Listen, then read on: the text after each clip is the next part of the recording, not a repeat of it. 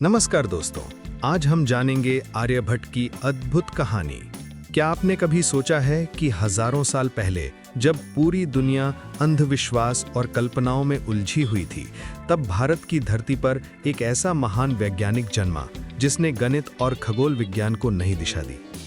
वे एक अग्रणी प्राचीन भारतीय गणितज्ञ और खगोल शास्त्री थे जो गुप्त साम्राज्य के दौरान रहते थे। उसका नाम था आर्यभट्ट। 476 ईस्वी में बिहार के पाटलिपुत्र यानी आज का पटना में जन्मे आर्यभट्ट बचपन से ही तारों और संख्याओं में गहरी रुचि रखते थे। जब दूसरे बच्चे खेलों में व्यस्त रहते, आर्यभट्ट आकाश की ओर देखकर ब्रह्मांड के रहस्यों पर विचार करते।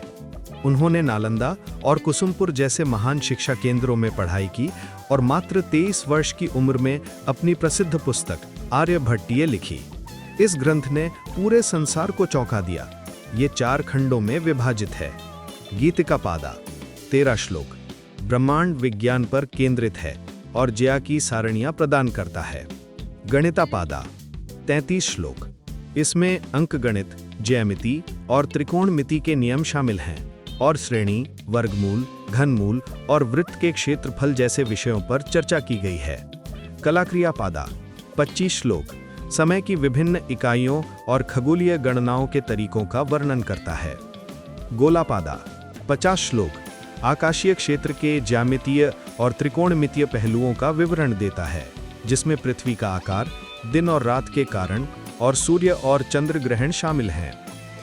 इस पुस्तक में उन्होंने पहली बार बेहद सटीक तरीके से पाई यानी पीआई कमान 3.1416 बताया। उन्होंने शून्य को गणित में एक संख्या के रूप में समझाया, जिसने आगे चलकर पूरी गणितीय प्रणाली बदल दी। साथ ही उन्होंने बीजगणित, त्रिकोणमिति और अंकगणित में कई नए सूत्र दिए।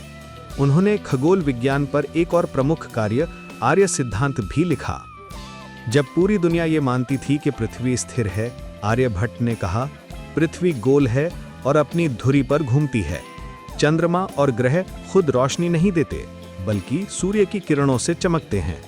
सूर्य ग्रहण और चंद्र ग्रहण किसी राक्षस के कारण नहीं, बल्कि पृथ्वी और चंद्रमा की स्थिति से होते हैं।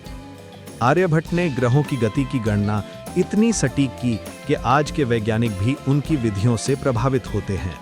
उन्होंने दिन रात, महीनों और वर्षों की गणना वैज्ञानिक आधार पर की। उनकी महानता को सम्मान देते हुए भारत ने अपना पहला उपग्रह 1975 में लॉन्च किया और उसका नाम रखा आर्यभट्ट। ये इस बात का प्रमाण है कि उनकी खोजें सदियों बाद भी उतनी ही प्रासंगिक हैं। आर्यभट्ट केवल गणितज्ञ या खगोल शास्त्री नहीं थे, बल्कि एक दूरदर्शी वैज्ञानिक थे जिन्होंने अंधविश्वासों को चुनौती दी और तर्क और विज्ञान की नींव रखी।